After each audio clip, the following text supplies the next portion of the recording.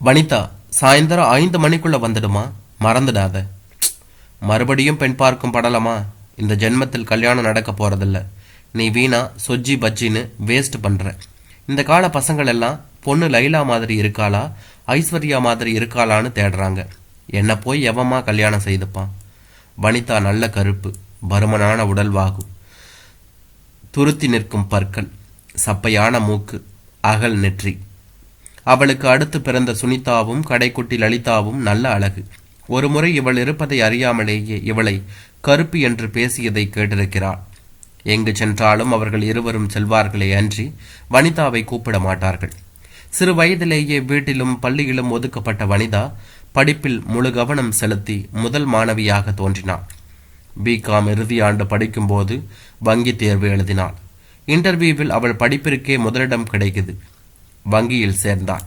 வங்கியில் அருணாவை தவிர யாரும் அவளிடம் பேச பழக மாட்டார்கள்.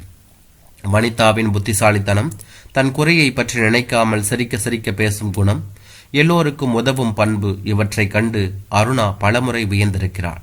அலுவலகத்தில் சிலர் வனிதாவை புகழ்ந்து பேசி காரியம் சாதித்து கொண்ட பின்னால் அவளை கேலி பேசுவதை கண்டு அருணா ஆத்திரப்படுவாள்.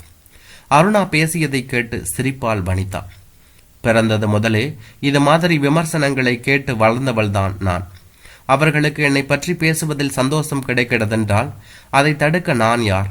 அப்புறம் அருணா, இன்னைக்கு நான் கொஞ்சம் சீக்கிரம் கிளம்பணும். வழக்கம் போல பெண் பார்க்கும் விழா. உனக்கு நாளைக்கு ட்ரீட் நிச்சயம் உண்டு. எதற்கு தெரியுமா? பெண் பார்ப்பதில் நாளைக்கு வெள்ளி விழா வரப்போகும் பையன் நம்பர் 25. அருணாவிற்கு கண்ணில் நீர் ததும்பியது. கடவுளே, இந்த இடம் வனிதாவுக்கு முடிய அருள் புரிய. பஸ் பிடித்து வீடு சென்ற வனிதாவின் மூக்கை சொஜ்ஜி பஜ்ஜி வாசனை துளைத்தது. பாவம் அம்மா அழுக்காமல் செய்கிறாள். முகத்தை அலம்பி இளம் பச்சை நிற பட்டுப்புடவை, அதற்கேற்ற ரவிக்கை அணிந்து லைட்டான மேக்கப்புடன் வனிதா ரெடியாகவும் பையன் வீட்டார் வரவும் சரியாக இருந்தது. அவன் உயரமாக, மாநிறமாக, கம்பீரமாக இருந்தான். அவநம்பிக்கையுடன் ஹாலுக்கு சென்றான். அப்பா அறிமுகப்படுத்தினார். நமஸ்காரம் பண்ணுமா என்றார். நோனோ, எதற்கு அந்த ஃபார்மாலிட்டி எல்லாம்? நீங்களும் உட்காருங்க. பையன் சொல்லவும் அவனை நிமிர்ந்து பார்த்த வனிதா எதிரில் இருந்த நாற்காலியில் அமர்ந்தார். சம்பிரதாய பேச்சுக்கள், டிஃபன், காஃபி முடிந்து அவர்கள் கிளம்பினார்கள். போய் போன் செய்வதாக சொன்னார்கள். வழி அனுப்பிவிட்டு வந்த அம்மா கவலைப்பட்டாள். கடவுளே, நல்ல பதிலா சொல்லணுமே. ஆமாம், ரதியாட்டம் பெற்று வச்சிருக்க, அவங்க சொல்ல போற பதில் தெரிஞ்சது தானே.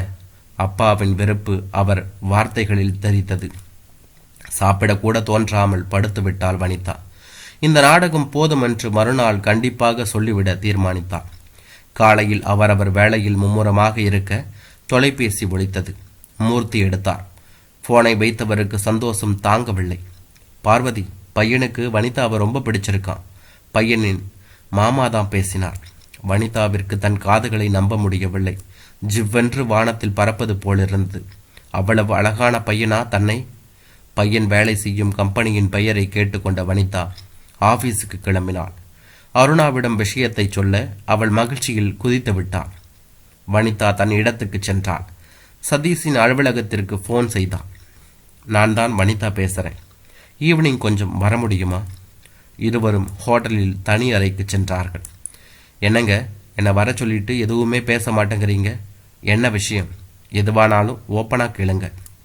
நீங்கள் ஒழுங்கா சொல்லுங்க. இவ்வளவு பர்சனாலிட்டியாக இருக்கும் நீங்கள் அழகான பெண்களை விட்டு என்னை ஏன்? மனப்பூர்வமாக தான் இந்த கல்யாணத்துக்கு ஒப்புக்கொண்டேன்.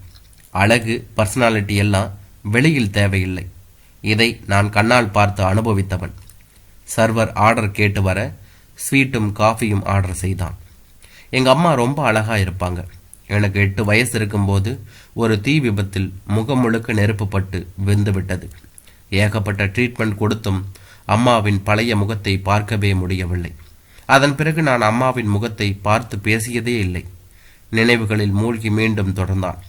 அம்மா அழகாக இருந்தபோது ஆசையாக இருந்த அப்பா அந்த விபத்துக்கு பின்பு அம்மாவை பார்க்கும் போதெல்லாம் வெறுப்பை கொட்டினார். பாவம் அம்மா அந்த வருத்தத்திலேயே சீக்கிரம் போய்விட்டாள். அம்மா என்னிடம் முதலில் அழகாயிருந்த இப்ப அழகு போனதால் தான் எனக்கு இந்த கஷ்டம். வெளியழகில் என்ன இருக்கு? நல்ல மனம், குணம், இவை தாண்டா ஒரு பொண்ணுக்கு முக்கியம். உன் அப்பா இப்படி மாறுவார்னு நான் நினைக்கவே இல்லை சதீஷ் என்று அழுவாள். அப்பவே முடிவு எடுத்தேன். அழகான பெண்ணை கல்யாணம் செய்து கொள்வதில்லை என்றும், அம்மா போன 1.5 வருஷத்தில் அப்பாவும் மாரடைப்பு வந்து போய்விட்டார். இப்ப புரிகிறதா? நிம்மதியும் சந்தோஷமும் மனதை நெறிக்க வனிதாவின் முகம் களை கட்டியது. பைக்கில் ஏறியவன் தயக்கமின்றி அவனை ஒட்டி அமர்ந்து அழகாக உலகத்துக்கு பயணமானான்.